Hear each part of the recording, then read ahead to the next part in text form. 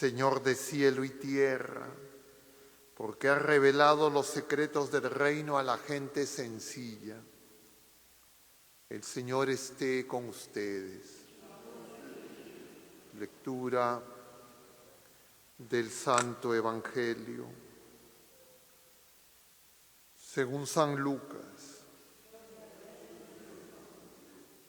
En aquel tiempo decía Jesús a la gente: cuando ven subir una nube por el poniente, dicen enseguida: habrá lluvia, y así sucede. Cuando sopla el sur, dicen: va a ser bochorno, y lo hacen. Hipócritas, si saben interpretar el aspecto de la tierra y del cielo, ¿cómo no saben interpretar el tiempo presente? ¿Cómo no saben juzgar ustedes mismos lo que se debe hacer? Cuando te diriges al tribunal con el que te pone pleito, haz lo posible por llegar a un acuerdo con él. Mientras vas de camino, no sea que te arrastre ante el juez y el juez te entregue al guardia y el guardia te meta en la cárcel. Te digo que no saldrás de allí hasta que no pagues el último céntimo. Palabra del Señor. Tomen asiento un momento, queridos hermanos. Este viernes de la 29ª semana del tiempo ordinario, estamos de alguna manera también en un punto de inflexión en este camino de discípulos que es la vida presente y en la que nosotros andamos demasiado distraídos, demasiado dispersos, como si no supiéramos ante quién estamos, en dónde estamos, de dónde venimos y a dónde vamos, como niños que no entienden nada. Esa es de alguna forma la manera en que nosotros entendemos la vida presente, que el Señor la refleja en esa paradoja de que tenemos capacidad para interpretar el clima, si va a llover, si va a hacer calor, pero no reconocemos su presencia. Y en estas palabras que el Señor en este Evangelio nos dirige, estamos hablando de los últimos versículos del capítulo 12, el Señor nos habla en general del tiempo, pero el tiempo en griego usando dos palabras diferentes. Una, cronos, que es la sucesión de los minutos, de las horas, de los días, de las semanas, de los meses y de los años. Y otra dimensión del tiempo que tiene otra palabra diferente. En griego, en español se dice igual, que es el kairos. Y entonces Jesucristo viene a decirnos, y eso lo veíamos en la primera parte de la carta a los Efesios, que estamos siguiendo en la primera lectura. En Jesucristo, nos decía San Pablo, hemos sido bendecidos con toda clase de bienes espirituales y celestiales. En Jesucristo se nos ha revelado el misterio escondido desde antiguo. En Jesucristo tenemos salvación, en Jesucristo han sido hechas todas las cosas nuevas. En Jesucristo, ese fuego que nos renueva y nos transforma es enviado por Él mismo. Y eso es lo importante, esa es la novedad, esa es la buena noticia, eso es lo que debería mover la vida del hombre. Pero tenemos capacidad para entender cosas que ni siquiera a veces podemos, diríamos, saber por qué, como el clima, que es muy complejo. Para saber el clima no recuerdo, pero los científicos han calculado, hay centenares de variables cambiantes y por eso no es tan fácil predecir el clima. Y sin embargo, a pesar de eso, hay predicciones, yo diría, bastante acertadas. ¿Va a haber huracán? Hay huracán. ¿Va a haber lluvia? Hay lluvia. Ya se sabe, ¿no?, que se levantan las nubes, etc. Pero nosotros sabemos que el Señor ha venido, que el Señor viene y que el Señor vendrá, que nosotros somos del Señor y vamos avanzando en la vida presente, se nos van pasando los días, las semanas y las horas y no reaccionamos para responder al Señor. Y entonces la carta a los Efesios, les decía que hay un punto de inflexión hoy día de alguna manera, lo mencionábamos, si no me equivoco, el martes. La carta a los Efesios tiene dos partes. Una primera parte que es, diríamos, más doctrinal, nos habla acerca de la revelación del misterio escondido, de quién es Dios, que se ha revelado en Jesucristo y quién somos nosotros. Y esa primera parte termina con una oración que hemos visto ayer en el capítulo 3 de esta misma carta, versículos del 14 al 21, donde San Pablo, luego de haber presentado esa grandiosidad, nos va a decir que él se pone de rodillas para implorar por la iglesia, porque esa es una de las cosas que los exégetas nos enseñan. Cuando Pablo escribe la carta a los Efesios, en ninguna parte menciona a los Efesios. Y entonces se considera que es una carta, entre comillas, católica. Diríamos, es como una encíclica, que es también los documentos del magisterio que se dirigen a todos, a miembros de la Iglesia y a los que no son miembros de la Iglesia, a diferencia de las exhortaciones apostólicas que se dirigen a los miembros de la Iglesia. Y entonces hay esas diferencias.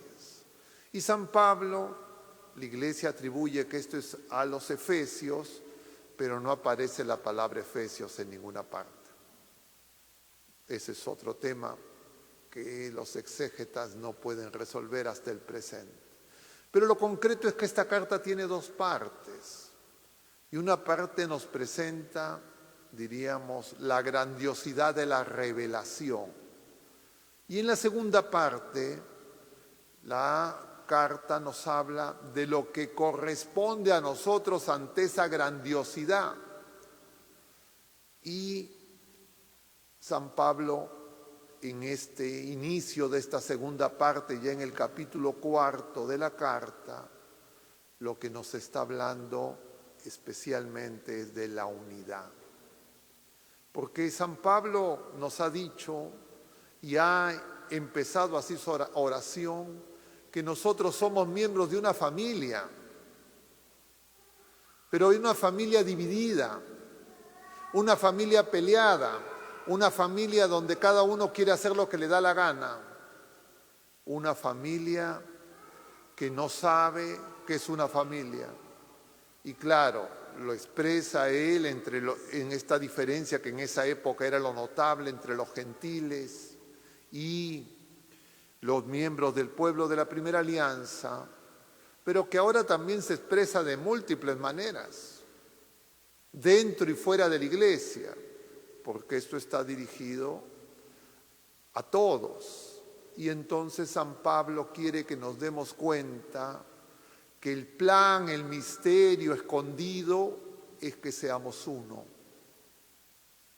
Y entonces yo tengo que saber, ¿yo estoy siendo parte de esa unidad o yo soy parte de esa división?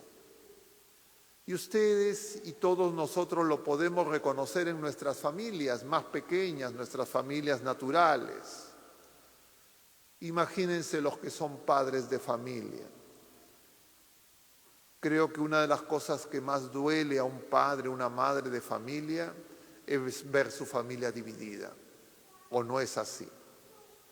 ¿O un padre, una madre estarían contentos de que sus hijos todos estén todos contra todos? Y entonces el Señor dice que viene a traer fuego. Quiere que ese fuego arda, ese fuego es el Espíritu Santo. Y viene a traer una paz y una unidad distinta a la que el ser humano puede hacer con sus propias fuerzas. Viene a hacer una obra nueva. Y por eso es que muchas veces esa obra produce división, pero no división en el sentido de ruptura, en el sentido de la ruptura de Dios, sino la ruptura necesaria para que nos demos cuenta que nosotros estamos divididos y que por esa razón unos estamos contra otros y que esa unidad es obra del Espíritu Santo. Entonces, cuando nosotros queremos construir la unidad como acción nuestra, ¿qué se nos ocurre? Hagamos una reunión, hablemos entre nosotros, aclarémonos. ¿Y qué va a pasar? Uno de esos miembros va a querer que le presten atención a él, como niño engreído y malcriado, que no sabe dónde está. Y entonces nosotros tenemos que darnos cuenta que el centro de su unidad es Cristo. Y por eso dice San Pablo, esto que todos hemos escuchado muchas veces, pero que hay que meditar en este pasaje del capítulo 4, versículos del 1 al 6 de la carta a los Efesios. Dice San Pablo, sobrellévense mutuamente con amor, esfuércense en mantener la unidad del Espíritu con el vínculo de la paz. ¿Y cuál es el vínculo de la paz? El vínculo de la paz es el vínculo con Dios. El que nos trae la paz es el Señor, Él es el príncipe de la paz. ¿Y qué significa estar en paz? Hacer la voluntad de Dios. ¿Por qué no tengo paz yo internamente? Porque lucho contra Dios, me rebelo contra el Señor, le hago la guerra al Señor. Eso se llama pecado. Consecuencia de eso, no puedo yo tener paz con otras personas. Y me voy a empezar a fijar en las otras personas y voy a culpar a las otras personas. Y entonces voy a empezar todo ese espíritu de sectas, de división, que no es el espíritu de Dios, sino el espíritu del mal. Y eso le pasó al pueblo de la primera alianza. Están totalmente divididos. Pablo era miembro de una de esas sectas, la de los fariseos. Pablo está en camino de conversión. Y dice Pablo, prisionero por Cristo. Es decir, Pablo llega a descubrir que todos sus afanes cuando perseguía a Esteban, cuando quería tomar presos a los miembros de la iglesia, eran un error. Pero muchas veces nosotros, sin darnos cuenta, seguimos repitiendo el mismo error y el Señor hoy nos reprende. Si se los estoy diciendo, podríamos parafrasear. Si se los he puesto por escrito, si les he enviado tantos mensajes, si tienen la Sagrada Escritura, si me ven a mí en la cruz, ¿por qué siguen ustedes queriendo hacer las cosas de una manera diferente? ¿Por qué insisten? ¿Cómo saben reconocer el clima y no se ponen de acuerdo de camino antes que sea demasiado tarde? Y lo que significa eso es que el Señor nos dice, sepan reconocer que el tiempo cronológico se acaba y que estamos desperdiciando el tiempo kairos, es decir, su presencia, su gracia, ese fuego que Él envía, porque nosotros no queremos someternos, como dicen los primeros versículos de este pasaje. No somos humildes, no somos comprensivos, no nos sobrellevamos en el amor, sino que decimos, este no se puede, con este ni a la esquina.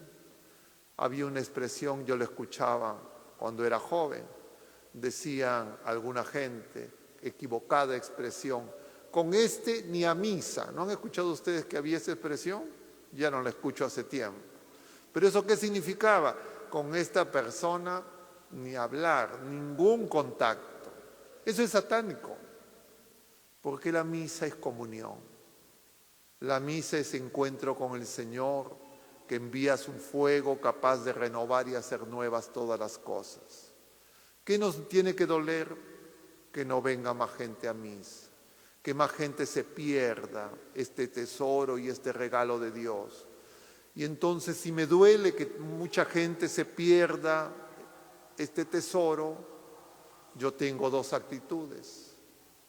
La mezquina, me quedo yo solo. Ya para mí, ya me siento bien, me sirve de psicoterapia. O la que el Señor quiere, que tengo que de alguna manera, el Señor le dirá a cada quien cuál es la forma de ayudar a las demás personas para que descubran este misterio escondido. ¿Qué es lo peor que puede pasar? Creer que yo ya sé. Yo ya sé lo que está pasando en el mundo, están aquí los buenos, aquí están los malos, están en una pelea, yo me voy a poner con los buenos y entonces a ver si derrotamos a los malos, si hago doble la rodilla para derrotar a los malos. Pero nuestro enemigo no es de carne, nuestro enemigo no es ninguna criatura humana. Y todos esos hermanos a quienes nosotros, los que nos creemos buenos, le llamamos malos, todos esos hermanos son personas aprisionadas, no por Cristo, sino por el maligno. Y entonces nosotros preguntémonos, ¿presos de quién somos? ¿O de Cristo, como descubre Pablo? ¿O viendo distraídamente lo que ocurre en el acontecer diario, nos vemos de un lado para otro como veletas, sin saber de dónde vienen y a dónde van? El Señor, para que no actuemos así, nos da su Espíritu. La iglesia triunfante, Pablo, dobla las rodillas para que el Espíritu Santo nos purifique. Y hoy el Señor, una vez más, Él mismo baja para que nosotros podamos ser uno con Él y de esa manera ser liberados y ser adoradores en espíritu y en verdad, es decir, en el Espíritu Santo y en el Hijo único, que nos conducen a la victoria y a la vida bienaventurada en la casa del Padre. Que no nos dejemos llevar por las confusiones y la multitud de opiniones en la Babel, en esta ciudad del mundo, que no conoce a Dios. Que el Señor así nos lo conceda, que así sea.